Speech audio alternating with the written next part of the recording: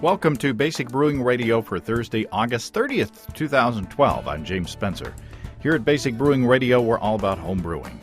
With this week an unusual homebrew experiment, Tyrone Harris splits a wort that has had a massive amount of hops added only after the boil and ferments it with 6 different yeasts. And then, if that weren't enough, he adds more hops as dry hopping in the fermenters. We'll sample the results of that wackiness.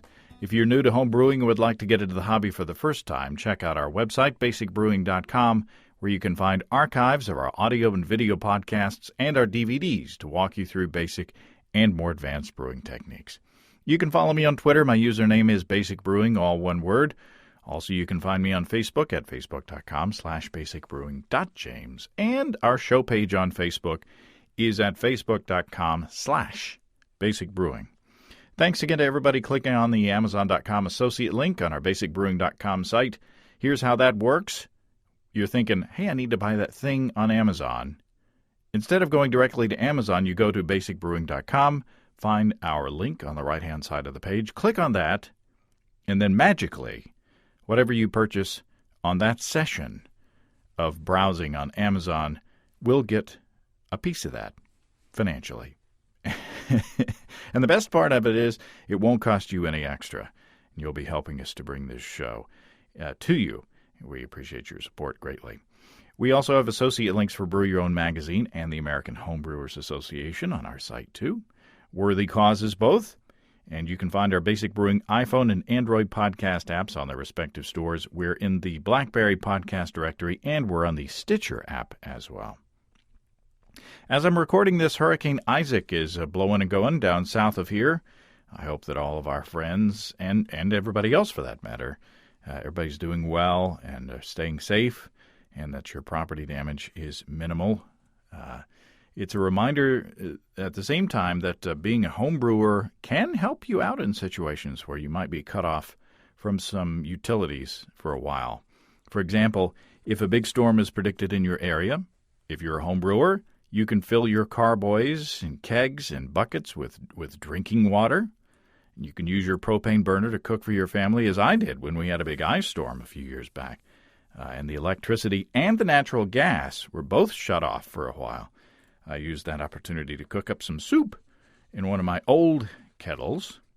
And I've even used the propane burner to heat up water for dishwashing, if needed. I posted the question on our Facebook page. Are you using your homebrew equipment as part of disaster preparedness? And I got a few responses already. One, Rob Metzger has responded saying, we had lost power during a hurricane last year. Power was out for 3 days. I used my burners to fry up breakfast and boil water for my French press. So right there, you're being civilized even though you're without utilities. And Brian Rebels says, I used my pots and mash tun to hold clean water during the big storms in New Jersey last year. Used my beer to get me through the power outage. Well, there you go.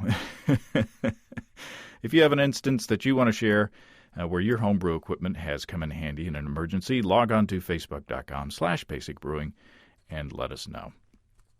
Of course, Brian's right. The homebrew itself can help you get through a natural disaster with a better attitude. In moderation, of course.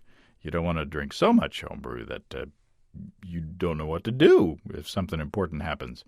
And if the water line breaks, homebrew can be safer to drink than tap water because it's already been boiled. Okay, let's move on to this week's experiment. Tyrone Harris emailed me with this one, and I was very interested, very intrigued. The question is, what happens when you take a single wort, add a bunch of hops after you turn off the heat, split the wort into 6 different fermenters, pitch 6 different yeasts, then dry hop with a bunch more hops. All of it the single hop, the same hop. Well, what happens? You get a show. Well, Tyrone Harris, welcome to Basic Brewing Radio. All right, thanks for having me. Here in the studio, here in Northwest Arkansas, we have Alex Roberts. Always great to be here. And then you have a special guest as well. Yeah, my wife is here, and she's got our newborn. And Hi, thanks for having me too. And you always forget to say your wife's name. It's Lindy, right? Lindy is my wife. Yes. Yeah. It's an important thing, especially Yeah. since That's right. she's got the child there now. So Just another name for him to remember. Yeah. well, congratulations on the newborn. That's great. Yeah. Thanks. Thank you. Boy or girl? Girl. Oh, all right. Start saving up now from Yeah. Yeah. Yeah. Yeah. So we have some other sort of prodigy of yours in front of us. We have 5 bottles from an experiment. It was supposed to be 6, but there was a little accident along the way. And but introduce us to the experiment. What have we got going on here? All right. What happened was I got this really, really great deal on Palisade hops from the More Beer site. I think they had made a mistake, and they had these hops in their clearance section, and it was, I think it ended up being 19 cents an ounce or something like that. It was really, really low, and it ended up being free shipping as well at that really, really low price. So I ordered over 6 pounds of them. And one of the guys in our homebrew club, the Tennessee Valley Homebrewers, he had made this huge pot. It's a 60-gallon stainless steel barrel, and he put the spigot and everything on it, and the level measure and all that kind of stuff, and built a natural gas stand for it. So we brought it over to my house and just brewed a huge batch of pale ale with no hops in the boil. So it's a no hop boil, but it's single hop beer.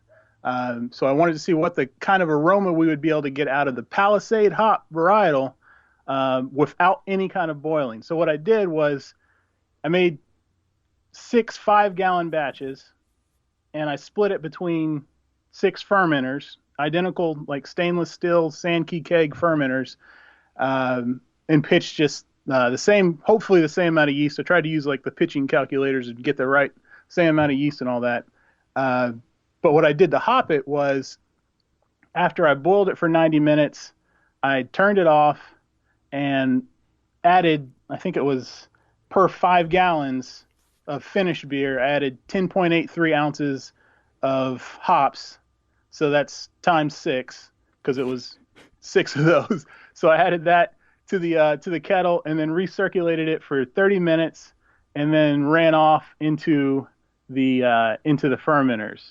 And that was 30 minutes without any boil or heating basically going on. So it was just in contact with the hops.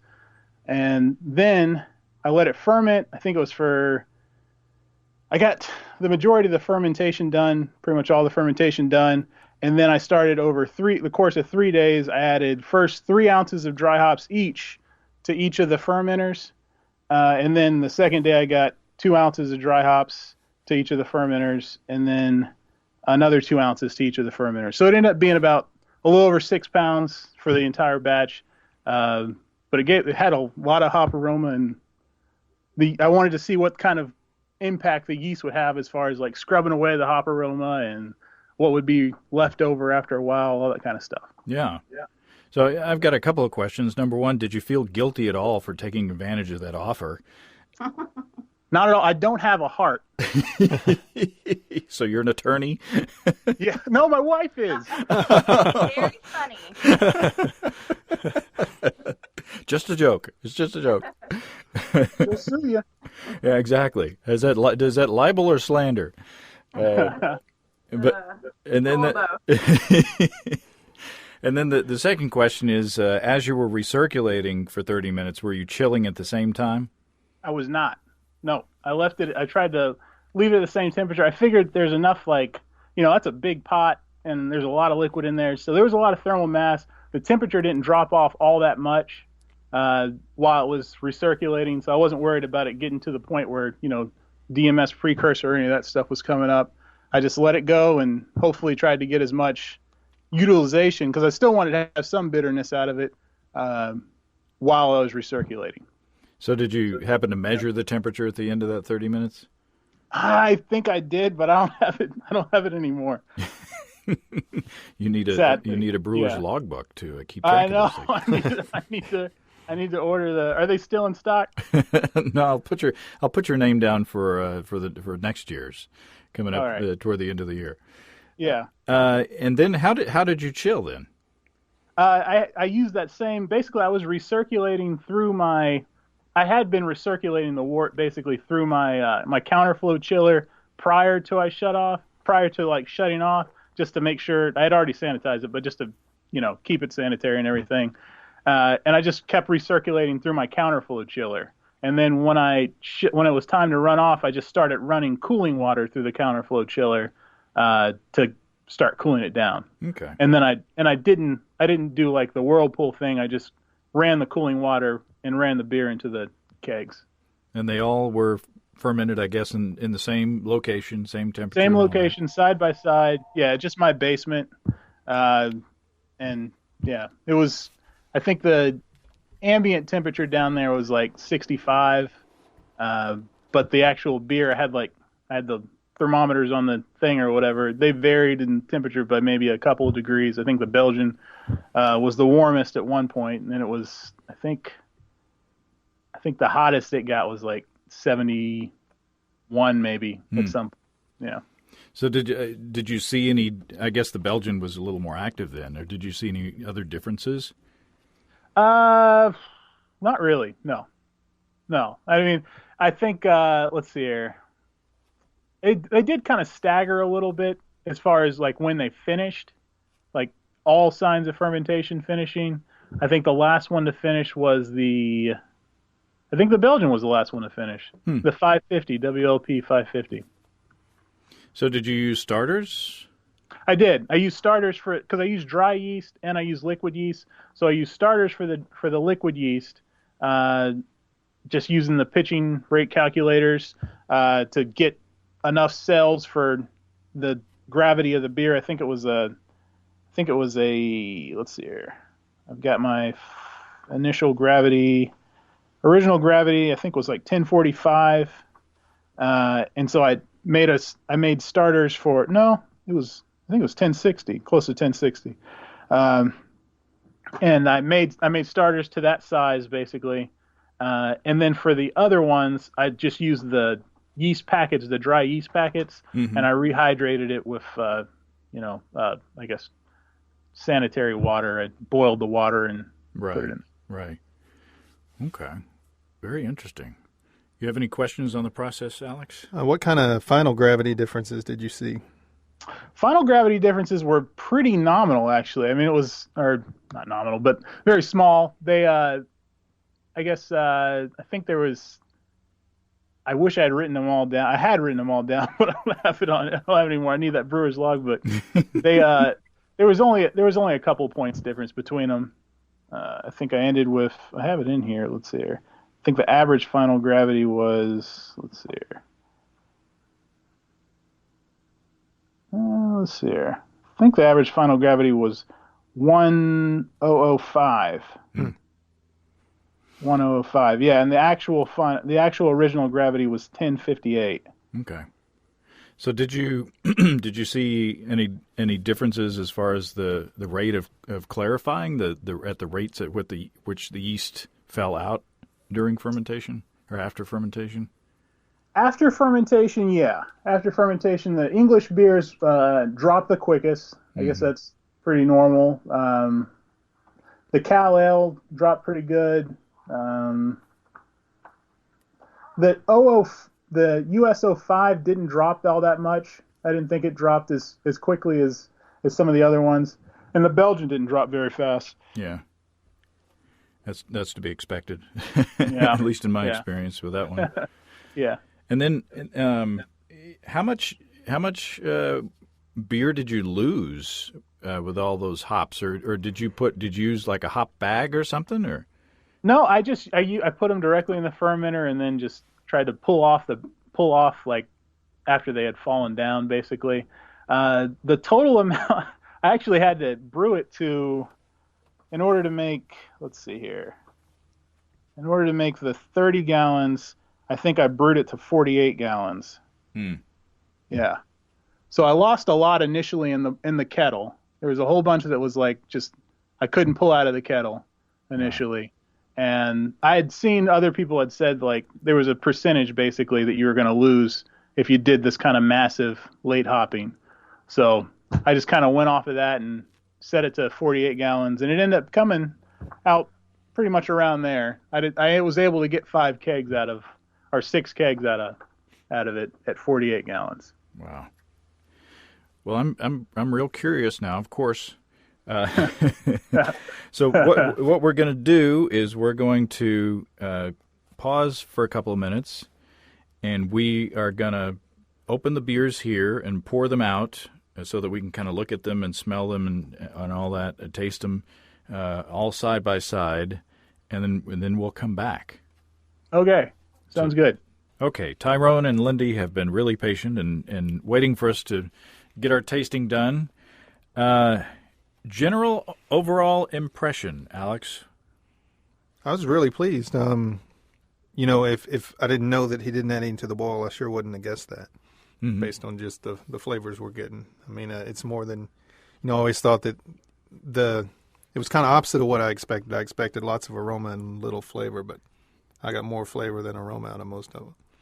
Yeah. Now these beers were, I would second that these are, each one of these is good. They're good, solid beers. They're cleanly brewed and fermented. There aren't any defects that I could detect, which is always a relief when I get beers from from brewers I don't know. But these are good pale ales. I mean, I would not, if you hadn't told me that these had been brewed so radically, I would not have known. But have these, you bottled these, you brewed them, let's see, you bottled these in June 26th, and now this is, 2 months later? So how have these evolved over the past 2 months, Tyrone? I would say the high point for them was probably maybe I kegged the majority of it, obviously. And then I'd say probably the high point for them was about maybe 3 or 4 weeks out. 3 or 4 weeks out, I guess. Somewhere around there. I think they had the most, they weren't like as harsh, because when you, at first, like after dry hopping them with that much, it was a harshness kind of to it. And then that just dropped out. I guess, I don't know how that works, but it dropped out. And it was really pleasant. It was nice. Probably about maybe 3 weeks out after bottling them, or kegging them. Well, if you remember the episode with one of the episodes with Brad Sturgeon, where he was sampling or doing a lab tests on, I think it may have been the hugely hopped Nelson Sauvin beer, that there was a lot of IBUs in the bottom, in the residue on the bottom of the bottle, so that the hop good stuff actually does settle out over time. Yeah. I'm kind of wondering, I'm curious, maybe after we get done talking about the differences between these, maybe we ought to swirl up the dregs and see if there's more bitterness in the bottom of these bottles. Maybe. But yeah, I mean, these weren't overly bitter. I wasn't smacked in the face by the bitterness in any of these. Were you, Alex? No, I would say the most bitter probably was the US 05, in my opinion. That one did kind of have like a mid palate and late tongue bitterness. I think most of the other ones I didn't taste the hops till later. Mm-hmm. Yeah, I would agree. I think that, shall we go on down the line? Maybe take turns going on down the line. I think that the US 05 was about what I expected. It's the yeast that I use for my hoppy pale ales 99% of the time. The aroma was brighter in that one than the rest, and the hop flavor and bitterness was more clear and clean in that one. And to me, I think it, not spoiler alert, but I think it showcased the hop character better than the rest of them. What do you think? Yeah, I definitely agree. You know, I kind of called it the kind of West Coast style. It kind of, I mean, from the aroma and the taste of it, you know, I was getting, you know, pine and big grass flavors out of that. And let's see what else. You know, I thought the aroma was a lot different, though, than the actual flavor of the hops. You know, smelling it, I expected a little bit more fruity than the hops. They had that, you know, big pine type flavor to them. What did you think, Tyrone? I agree with you. I think I think this hop is definitely designed for that kind of yeast, and this kind of probably like pale ales, like this American style pale ales, you know. And I think that it melded well with it. I think early on, I preferred the Danstar yeast. Probably, I think for whatever reason, when it was at its peak, I think that the Danstar yeast had the most. Both the Nottingham and the Windsor had the most enjoyable enjoyable beer, I guess. But I think now probably I prefer the US-05. Interesting. Yeah, how would we characterize this hop? Would we say it's Simcoe-esque, or how would you guys? What hop is it most like in your opinion? I don't know. I'm not sure. I think it.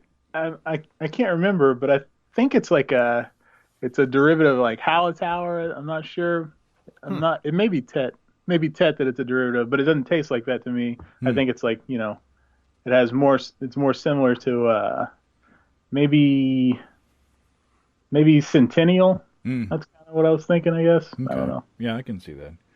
I mean, it's definitely, at least in this presentation, it has a lot of American hop character. It'd be interesting to see what an English yeast would do in this, in this brewing style. Now, you sent a sixth one, and that was the White Labs 001. But it got it got broken in the box, and we won't name the shipper.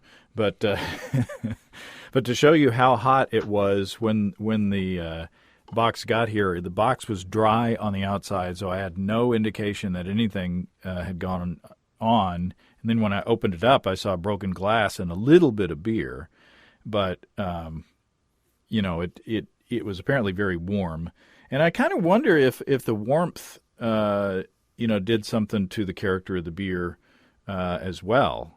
You know, it's been a couple of months in the bottle, and it was heat stressed during shipping. So, who knows what the character would be if it were taken care of well, and still at your house.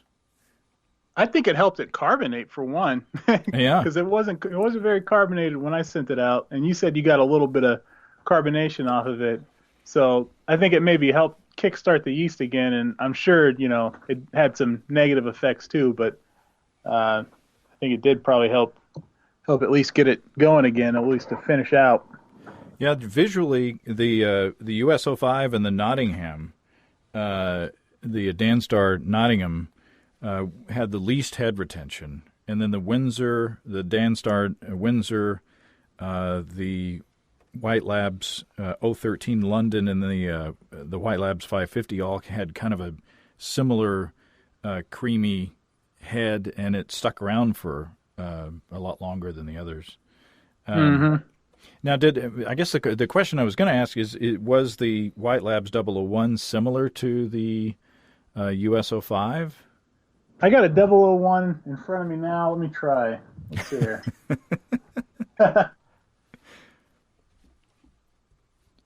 And while you're doing that, I guess we can move on to the next one. What did you think of the Danstar Windsor, Alex? I thought initially it was a little less sweet. I did detect some sweetness on the US-05, early on in the flavor. And after that, I had less mid-palate from the hops, but then I had a real late pop. And, similar type hop flavor was in that beer. But it just came along later, and the rest of the beer seemed a little less complex to me than the US-05. I had definitely had more flavor out of the US-05. Yeah, I thought the Windsor had a kind of a darker aroma. It wasn't quite as bright. And I thought it tasted, there was more of an earthy flavor in that beer. It didn't seem to show off the hops as well as in the US-05. And then I believe, Tyrone, you said that the White Labs 013, the London, was supposed to be the same yeast strain as the Windsor, and I got similar characteristics out of it as well. Did you find that too, Alex? Or to me, I thought the London and the Nottingham seemed more similar than the London and the Windsor. Not really. I think the Windsor was probably the third most flavorful. I didn't get a whole lot out of the Nottingham and London actually. Well, we'll get to that eventually, but I didn't think they were that similar. Yeah, I thought the Nottingham had brought out more of the caramel notes. Right. Yeah, I had candy sweetness, especially in the aroma. Yeah, and I wrote that the hop flavor was suppressed. Mm-hmm. I mean, I didn't get a lot of hop flavor out of that one, and it actually is. The color, I don't know if it's a clarity or actual color difference. There is a clarity difference. It seems more clear and a little darker. Mm-hmm. So maybe it settled out, maybe it flocculated out and took a lot of the hop character with it. That's just my theory. Yeah, because in the first two, I was able to pull out a specific kind of hop flavor. I'd characterize it as grassy or piney. But in this one, I really don't. I don't have a specific way to characterize the hop flavor I'm getting out of it. Yeah. Like I say, the Nottingham, the Dan Star Nottingham was the first one that I really got caramel notes. I'm assuming that you used crystal malt. Let's see here. I used I think I used a sigilled malt, and let's see here. I had pale malt at 14 pounds. This is 5-gallon batch. It's 14 pounds of pale malt. Munich malt at 2 pounds, and then I used some acidulated malt. I used 0.33 pounds of acidulated malt. Okay, well maybe it's that Munich character that I'm getting. Yeah, but definitely the malt character comes out in the Nottingham a lot better than the hops. Yeah, and then the 550, the Belgian was very interesting. What did you think of that one, Alex? Yeah, it was Belgian-y. I mean, that's probably the best way to say it. You definitely had the esters in both the aroma and the flavor. I thought I smelled banana and clove, and then with the flavor, I kind of got more of the spice of the clove and the flavor of it. Now, did you like the combination between the hops and the yeast on that one? I'm not really like a huge Belgian hop person. Like everybody always says that. I don't look for like the Belgian IPAs or anything like that, but I thought it'd be interesting. I think that the Belgian one didn't clash as much as I thought it would. It kind of had I don't know, the esters I didn't think clashed too much with the hops. When it was really hoppy, it wasn't as bad. But I do think the banana has come through more, and now it doesn't taste as, I don't know, as fun. Yeah, I'm getting banana now, but at least in the beginning when there was more aroma coming from the head on it, I was getting some plasticky characteristics. Yeah. And I attribute that to the yeast maybe clashing with the hops a bit. Yeah. And at that point I didn't find it enjoyable. Yeah. Now that it's kind of calmed down a little bit, I like it better. But initially I was writing down things like plastic and mothballs with a question mark. So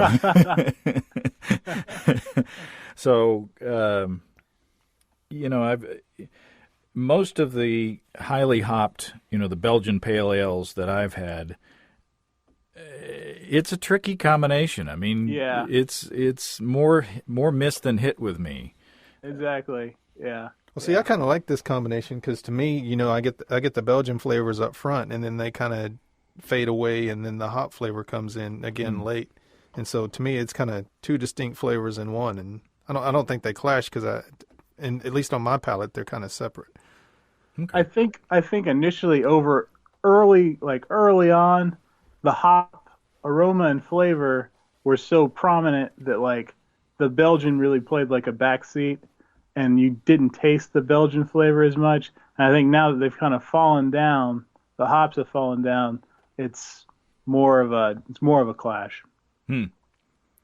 Well, we'll just agree to disagree on that. That's what it's all about. Everybody's got a different palate. So did you taste the White Labs 001?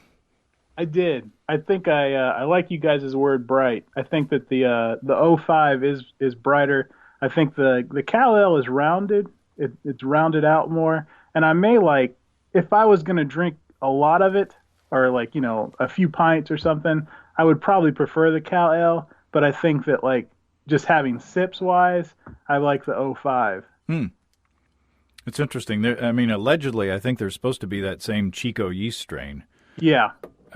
But you know, one is dry and one is not. Yeah.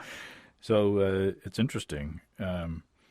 Lindy, are you in on the tasting of this? Do you have any? I am, yes. Wait, let's hear from you. Well, on the 05-01 question, I'm not a fan of the 01 at all. Yeah. I mean, overall, I like all of them, but comparing the two, I think that or like Tyrone said, the 05 is a lot brighter. I think it's a lot more balanced. I should qualify everything I say, though, that I think they're all delicious because I haven't had any beer in about 9 months. So I'm just enjoying the beer. Beer. Exactly. Well, it's good that you've got 6 kegs of homebrew on hand. Then. Yeah. So, Lindy, what do you think of comparing and contrasting, say, the American strains with the English strains and the Belgian? I think it's very interesting overall, and I think, too, like Tyrone was saying, we have kind of another facet, too, because we got to try them one, you know, a week out and then a few more weeks out and then now, and it's just amazing the difference. But, you know, the whole thing is very interesting. And I'm in agreement with pretty much everything you guys have said. On the Belgian, to me, I found it confusing almost, just with the hops and then the Belgian-y taste, and so that's probably my least favorite. But I think it's interesting to taste them all side by side and see how there are so many similarities yet so many differences. Yeah, it's amazing how changing one variable in the homebrew process can really make such a drastic difference between these beers. Yeah. So I can give you guys Alex's home address, and you can send that keg of the Belgian to him. That'll work. And then it breaks in half and evaporates out. Oh, that's right. Yeah, you have to pack it a little better. Yeah. But no, I didn't. No, don't get me wrong. I didn't think that the 550 was a bad beer. It just didn't. It didn't work out the way. Yeah. I wouldn't if I was selling the stuff. I wouldn't try and sell that. You know, it's kind of like brown gravy on a chicken fried steak. You know, you just doesn't work for me. A good Southern example. Well, this is like I say. I guess the big takeaway for me kind of reinforces what I discovered in my own brewing. And I've brewed hoppy pale ales with, of course, American yeast, the US-05 and the White Labs 001 and 1056. And I've also brewed that same recipe with an English yeast, and I tried a Belgian yeast as well. And I just like the results better with the American yeast. So, if anything, this just reconfirms my prejudice, I guess, or my bias. Yeah. I'd like to try it with I don't know, I can't remember which yeast Rogue uses, but I'd like to try like a one-off similar kind of batch with like their yeast, because that seems to go well with, that's an English yeast, I think, and it goes well with the high hop beers. Mm-hmm. But I don't know. Most of them, yeah, I do think the Cal Ale and the '05 definitely came out better. What are your general impressions, Alex? Yeah, I like the '05 the best. Second would probably be the Windsor, and then I'd put the Belgian third. The Nottingham and the London really, didn't do a lot for me. They didn't have a whole lot of real pronounced flavor. Mm-hmm. You know what I'm going to do right now? Well, I'm tasting the 550 again now, and it tastes pretty good. So maybe it just needed to sit a little while and lose some carbonation and warm up a little bit. Well, one of the things, when I first read about the experiment, I wasn't sure what to expect. I mean, like I said earlier, it definitely has more hop flavor than I would have anticipated. But one thing that's missing, and it's not a bad thing as far as I'm concerned, is you don't really get the the kind of acidic feel from the amount of hopping. That's kind of not there, but I think the hop flavor is there. Yeah. You don't get that little coating on your tongue like you get from some of the big hop bombs.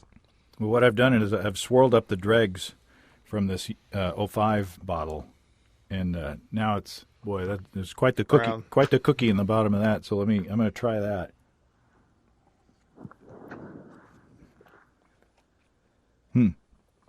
Taste that. See what you think.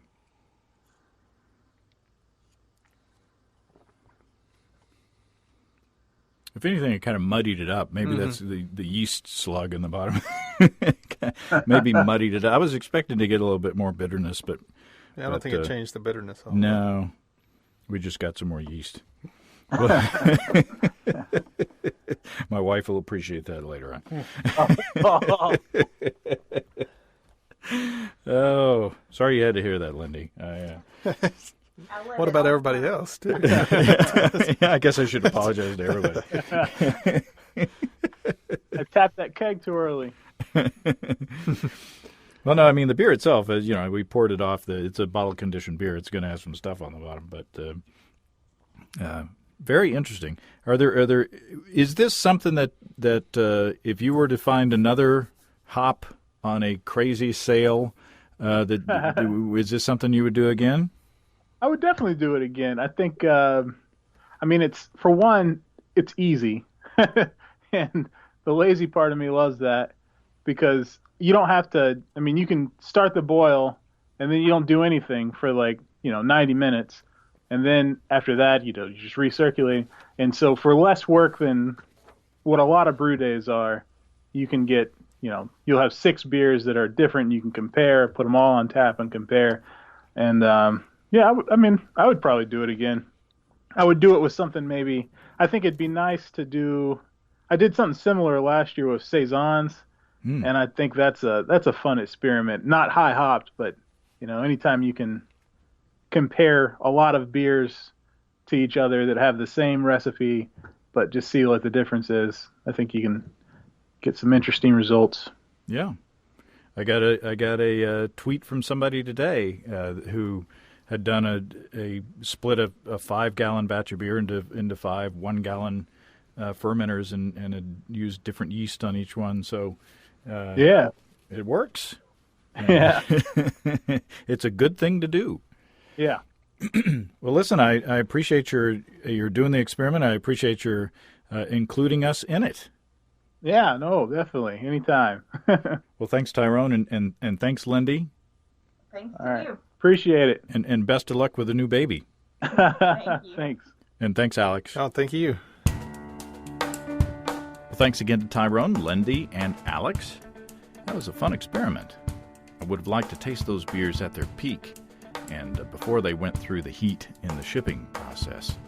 Still, it was very interesting to taste differences that were still there.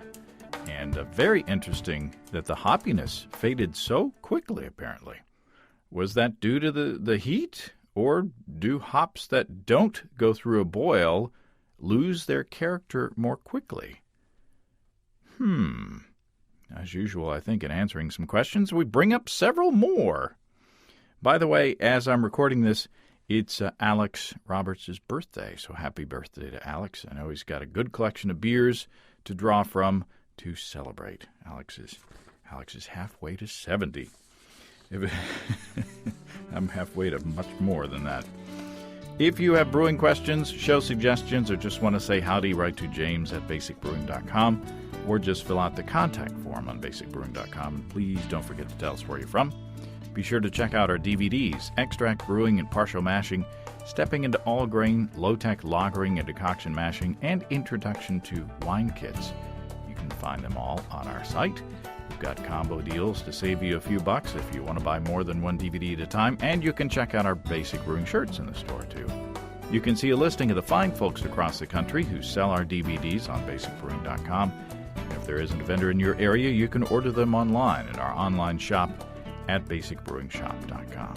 Thanks to everybody who's continued to click on our Amazon.com link. We appreciate the support there. Our featured products this week that were purchased through the link are 100% silk, woven, serene blue, brave striped self-tie bow tie. That's a mouthful. And medical device development, regulation, and law. That's an expensive book. I appreciate you going through the, textbooks. It's a good place to buy Amazon through the link. Thanks again, everybody. Remember, I can't tell who bought what, so no worries there. Just click on the Amazon.com logo on our site the next time you feel like Amazon shopping. We greatly appreciate your support. Don't forget, you can also join the American Homebrewers Association and subscribe to Brew Your Own magazine as well through associate links on basicbrewing.com. That's all until next week. Until then, thanks for listening, everybody. I'm James Spencer. Production help for Basic Brewing Radio and our website is provided by Kelly Dodson. Basic Brewing Radio is a production of Active Voicing. We'll talk to you next time, everybody. So long.